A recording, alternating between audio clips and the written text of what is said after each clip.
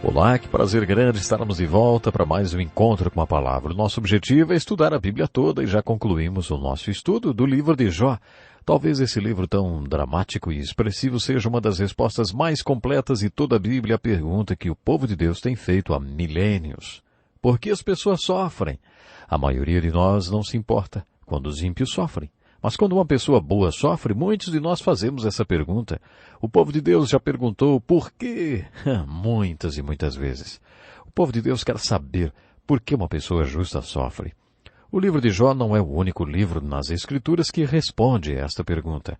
Quando analisamos a Bíblia toda, descobrimos que do Gênesis ao Apocalipse há a abordagem dessa questão, o problema e a realidade do sofrimento. Gostaria de estudar mais a fundo e analisar vários trechos das Escrituras que falam sobre o sofrimento. Existe hoje uma teologia chamada de teologia da prosperidade. Essa teologia diz que Deus não quer que o seu povo sofra, que Deus não quer que seu povo fique doente, que Deus não quer que seu povo seja pobre. Os defensores da teologia da prosperidade afirmam que se a pessoa está sofrendo de alguma doença crônica ou está sempre em péssima situação financeira, é porque não está aplicando os princípios do reino de Deus. Se você viajar para países onde os crentes vivem na pobreza ou a lugares onde são perseguidos e estão sofrendo, você perceberá que a teologia da prosperidade não é bíblica. Depois de termos estudado o livro de Jó, gostaria de mostrar a relação desse livro com outros livros da Bíblia. Um dos meus objetivos no estudo dos 66 livros da Bíblia é mostrar a unidade e a relação que há entre esses livros tão diferentes. Gostaria de mostrar como o livro de Jó se relaciona com todo o resto da Bíblia, mostrando que sua mensagem é a mesma de muitos outros trechos das Escrituras, no Novo e no Velho Testamento. Gostaria de compartilhar com vocês um estudo que chamei de 30 razões na Bíblia para o sofrimento do povo de Deus. Quando comecei a perceber que essa verdade é enfatizada nas Escrituras, chamei o primeiro estudo de As 12 Razões Bíblicas para o Sofrimento do Povo de Deus. Depois de algumas tempestades na minha vida, dei uma mexida no estudo. Outras razões para o sofrimento do povo de Deus. Como você percebeu, já cheguei ao número 30 e acho que quando me aposentar, haverá umas 100 razões. No estudo de hoje e no próximo falarei sobre essas 30 explicações bíblicas para o sofrimento. Primeiro, a maioria das epístolas do final do Novo Testamento começa falando sobre o problema do sofrimento. O apóstolo Pedro, em vários trechos de suas epístolas, fala sobre o sofrimento. Ele enfatizou esse assunto porque sabia que as pessoas para quem estava escrevendo estavam sofrendo. Pedro estava em Roma e sabia que a perseguição que tinha começado se espalharia para as províncias onde seus leitores viviam. Ele sabia que o sofrimento desse povo iria aumentar muito e por isso ele aborda esse assunto em suas cartas. Em um dos trechos lemos o seguinte: Nisso vocês exultam, ainda que agora, por um pouco de tempo, devam ser entristecidos por todo tipo de provação. Assim acontece para que fique comprovado que a fé que vocês têm, muito mais valiosa é do que o ouro que perece, mesmo que refinado pelo fogo. É genuína e resultará em louvor, glória e honra quando Jesus Cristo for revelado. Pedro está dizendo que as pessoas que estão sofrendo e que vão sofrer ainda mais, que há um propósito para esse sofrimento. O propósito do sofrimento é que Jesus Cristo aprove a fé deles. Na sua volta, Paulo usa a seguinte ilustração. O ouro é purificado pelo fogo. Sua fé é muito mais preciosa do que o ouro. O ouro é perecível. Da mesma forma, sua fé, que é muito mais preciosa do que o ouro, é purificada neste teste de fogo. Pedro também afirma que quando Deus olhou para a vida daquelas pessoas, viu que precisavam de sofrimento. Ele permitiu sofrimento sobre suas vidas. Em outras palavras, de acordo com Pedro, há ocasiões em que o povo de Deus precisa sofrer. Pedro também escreve que o sofrimento é temporário. O sofrimento é por um tempo. Certa vez ouvi um homem dizer que sua frase preferida na Bíblia era por um pouco de tempo. Quando perguntei-lhe por quê, ele disse: quando o Senhor manda tribulação na minha vida, Deus sabe que vou sofrer, mas eu sempre declaro que é por um pouco de tempo. O sofrimento não veio para ficar, vai passar. De acordo com Pedro, o sofrimento não vem para ficar. O sofrimento vem e passa. Outra epístola que fala sobre sofrimento, logo na introdução, é a epístola de Tiago. No primeiro capítulo, Tiago diz: considerem motivo de grande alegria o fato de passarem por diversas provações, pois vocês sabem que a prova da sua fé produz perseverança. E a perseverança deve ter ação completa, a fim de que vocês sejam maduros e íntegros, sem lhes faltar coisa alguma. Se algum de vocês tem falta de sabedoria, peça a Deus, que a todos dá livremente de boa vontade, e lhe será concedida. Feliz é o homem que persevera na provação, porque depois de aprovado receberá a coroa da vida, que Deus prometeu aos que o amam. De acordo com Tiago, há uma sequência no sofrimento que devemos aprender. Primeiro, Tiago diz que o teste da fé deve levar à confiança da fé. Um período de provação, de teste, provavelmente levará você até o ponto em que dirá: eu não sei o que fazer. Pela primeira vez na vida, eu não sei o que fazer. Tiago diz que esse período de provação vai levar você ao ponto de não saber o que fazer. Você deve pedir sabedoria a Deus. Deus quer que você peça sabedoria a Ele. Portanto, de acordo com Tiago, existe uma cronologia ou uma sequência que deve ser seguida durante o sofrimento. É essa a abordagem que Tiago faz do sofrimento. O apóstolo Paulo sofreu muito e por isso tem muito para nos falar. Nos versículos da introdução da segunda carta aos Coríntios, Paulo também está falando com pessoas que estão sofrendo. Ele próprio tinha acabado de passar por uma experiência muito difícil. Esse período da vida de Paulo refere-se ao seu apedrejamento na cidade de Listra, quando foi deixado como morto. Paulo está escrevendo aos Coríntios sobre o sofrimento dele e da igreja, quando disse: Bendito seja o Deus e Pai de nosso Senhor Jesus Cristo, Pai das misericórdias, e Deus de toda consolação, que nos consola em todas as nossas tribulações, para que, com a consolação que recebemos de Deus, possamos consolar os que estão passando por tribulação. Nessa linda passagem, Paulo está apresentando Deus como a fonte de todo consolo verdadeiro. Muitos de nós passamos pela vida sem descobrir isso. Simplesmente não sabemos que há consolo no próprio Deus. Na maioria das vezes, o sofrimento nos leva a Deus e aí, então, fazemos essa maravilhosa descoberta. É possível conhecer a Deus de uma tal maneira que o relacionamento que mantemos com Ele torna-se uma fonte de consolo. De acordo com o apóstolo Paulo, no simples fato de conhecer a Deus, já encontramos um consolo preciso.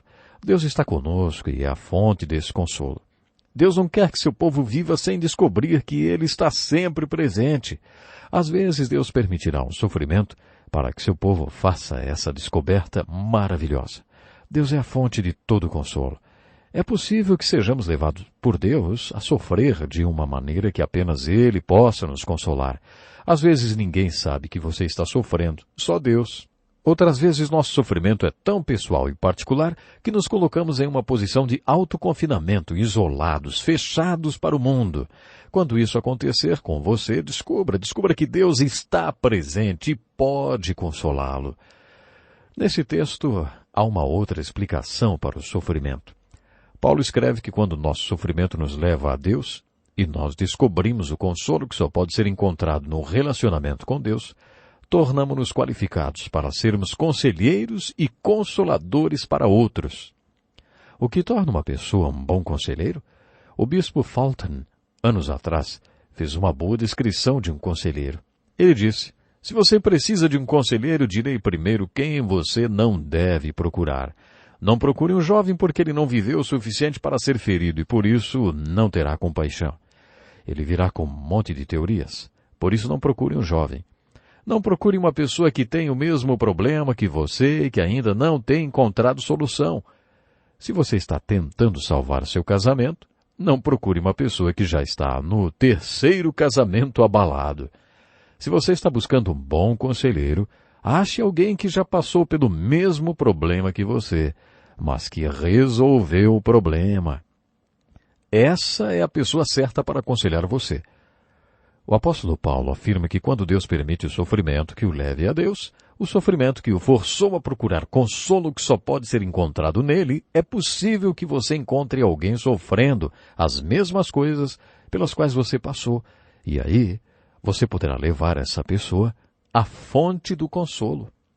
Um evangelista é como um mendigo mostrando a outro mendigo onde o pão está. Um conselheiro é uma pessoa ferida dizendo a outra pessoa ferida onde está o consolo. É só isso que torna uma pessoa uma boa conselheira? O sofrimento? Não. Existe um atalho. A palavra compaixão significa sentir com. Como você pode sentir com a outra pessoa se você nunca sentiu que o que ela está sentindo é realmente algo muito sério? Se você nunca foi cortado, como pode sentir com alguém a dor de um corte?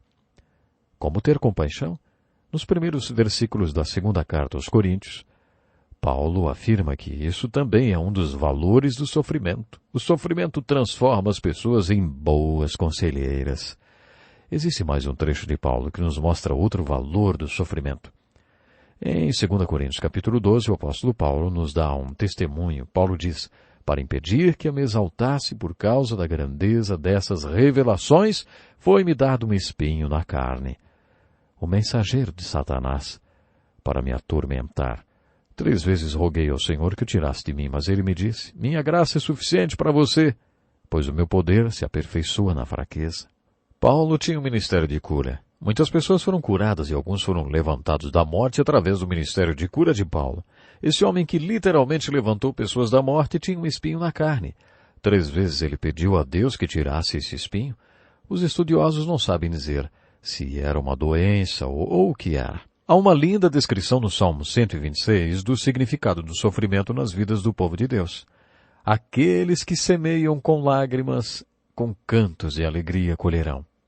Aquele que sai chorando enquanto lança a semente, voltará com alegria, trazendo seus molhos. Essa é uma prescrição da lei bem conhecida de semear e colher, muitas vezes citadas nas Escrituras. As Escrituras declaram que nós colhemos aquilo que plantamos. Nessa passagem, entretanto, a semeadura é o sofrimento e as sementes são as lágrimas. De acordo com o Salmo 126, quando você espalha lágrimas por causa do seu sofrimento, você está semeando sementes preciosas. A boa notícia, de acordo com esse salmo, é que um dia você vai se alegrar trazendo com você os seus feixes ou o fruto do seu sofrimento. Em outras palavras, o seu sofrimento, sua semeadura, levará você a uma colheita. Temos lições que aprendemos diárias nas quais crescemos espiritualmente como resultado direto do nosso sofrimento. Essas bênçãos espirituais são os feixes que colhemos, que cresceram como resultado das sementes e lágrimas que semeamos durante o sofrimento. Os salmos falam muito sobre sofrimento. Nos primeiros versículos do Salmo 4 lemos: responde-me quando clamo, ó Deus, que me fazes justiça. Dá-me alívio da minha angústia. Tem misericórdia de mim e ouve a minha oração. Mais uma linda explicação, porque o povo de Deus sofre. Dá-me alívio na minha angústia. Olhe para trás na sua vida e responda: quando foi que você mais cresceu na sua vida espiritual, hein? Foi em tempos de prosperidade e de bênçãos? Ou foi em períodos em que você estava sendo testado? Você não tem que ser testado para crescer, mas muitos de nós só realmente crescemos quando estamos sendo testados. Eu me lembro de um homem muito temente a Deus que estava me orientando na minha caminhada de fé. Durante um de nossos encontros, estávamos discutindo sobre como podemos realmente conhecer a Deus. Ele tinha me dado algumas dicas que funcionaram e eu estava falando para ele como se o conselho tinha dado certo. Eu disse para ele: ei, o meu copo está transbordando. Aquele homem de Deus me disse: qual é o tamanho do seu cálice? Não precisa de muito para um dedal transbordar, não é? E aí ele me deu outro conselho.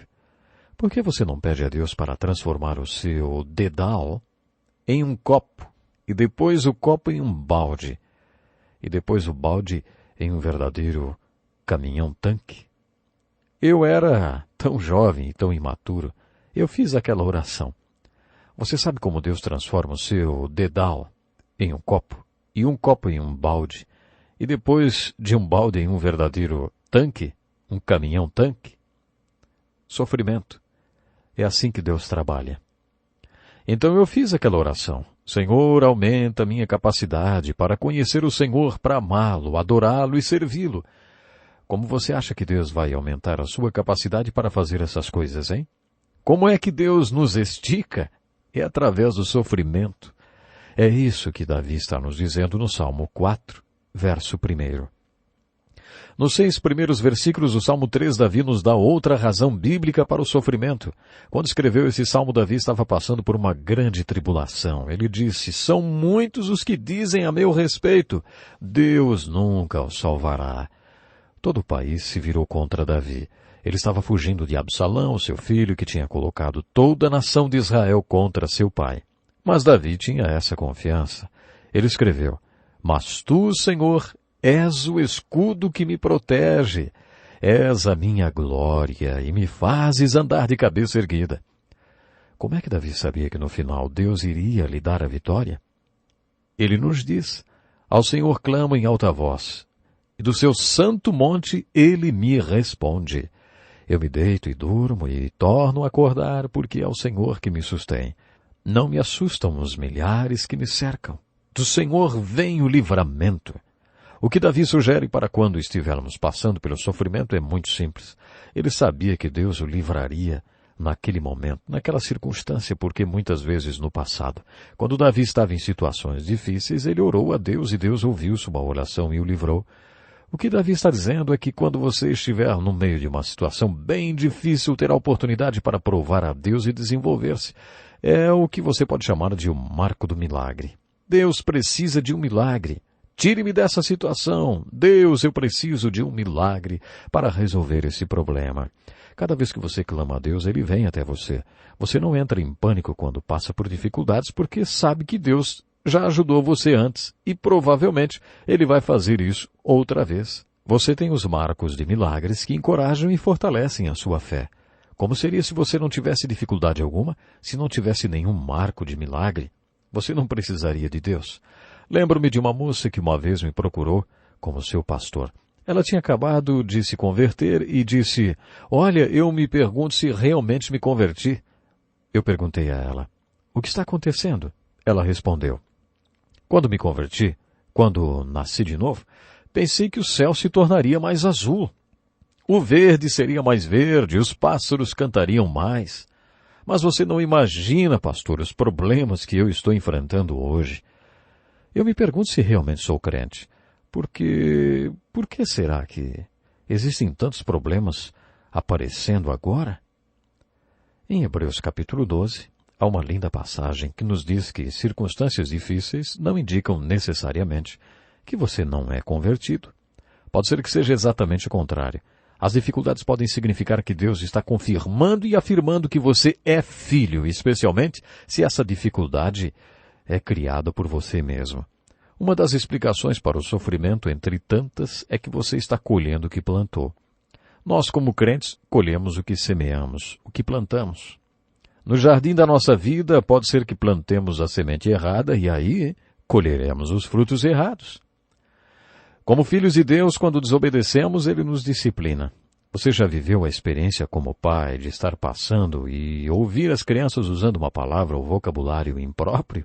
Aí você diz para a sua esposa: se essas crianças fossem meus filhos, eu iria tomar uma atitude. E sua esposa responde: esses aí são os seus filhos. Então você vai e faz alguma coisa a respeito. Se não fossem seus filhos, você não se sentiria responsável. Mas, se são seus filhos, aí você vai e toma uma atitude. Hebreus capítulo 12, versículos de 5 a 13, nos conta que Deus se sente do mesmo jeito em relação a você. Se você sai da linha, então Deus, porque o ama, disciplina você. Lemos o seguinte: suportem as dificuldades recebendo-as como disciplinas. Deus os trata como filhos. Ora, qual filho que não é disciplinado pelo pai? Se vocês não são disciplinados, e a disciplina é para todos os filhos, então vocês não são filhos legítimos, mas sim ilegítimos. O que o autor de Hebreus está nos dizendo é que esse tipo de sofrimento, de disciplina, é uma confirmação da nossa condição de filhos e filhas. Esse trecho também diz que essa disciplina vai produzir em nós um crescimento na graça e no caráter. A disciplina permitirá que participemos da santidade de Deus. Há muitas e muitas passagens como essa nas Escrituras. Essas passagens nos mostram as razões para o sofrimento. Todas elas dirão essencialmente a mesma coisa que o livro de Jó diz. O sofrimento do mundo existe com a vontade permissiva de Deus. As Escrituras não relacionam sempre sofrimento a Deus. O apóstolo Paulo diz que o seu espinho na carne era um mensageiro de Satanás. Paulo diz que o propósito da sua doença era humilhá-lo, mostrar-lhe sua deficiência e dar a ele uma chance de provar a eficiência de Deus à medida que Deus trabalhava através dele. Portanto, a doença entrou na vida do apóstolo Paulo com a vontade permissiva de Deus, da mesma forma que o sofrimento entrou na vida de Jó, para glorificar a Deus. Uma vez durante o verão, nos tempos de seminário, eu trabalhava na área de construção e tinha perdido meu emprego. Eu estava a quase 5.000 quilômetros da minha casa e não tinha salário para sobreviver. Quando finalmente voltei ao trabalho, sofri um acidente. Aconteceu uma coisa atrás da outra naquele verão. Eu vivia com uma família crente. Uma manhã, quando eu estava me sentindo muito desanimado, a dona da casa, uma mulher muito temente a Deus, estava dando um estudo bíblico na casa onde eu morava. Anos mais tarde, soube que essa mulher lançou um movimento para estudo da Bíblia que se chamava Estudo Bíblico em Comunhão. Bom, mas naquela manhã, depois que ela terminou o estudo, veio até o meu quarto para conversar comigo. Ela disse: "Você já está estudando a Bíblia há 4 anos, mas eu já vivo a Bíblia há 40. Quer saber o que está acontecendo com você?" Ela me mostrou esse versículo de Lamentações, capítulo 3. É bom que o homem suporte o jugo enquanto é jovem. É bom para o jovem passar por dificuldades. É bom passar por tempestades e ser testado. Por quê? Todos esses trechos da Bíblia nos dizem que o sofrimento produz bons frutos em nossas vidas. O sofrimento desenvolve o nosso espírito. O sofrimento produz santidade. O sofrimento fortalece nossa fé. O sofrimento confirma, sim, que somos filhos de Deus.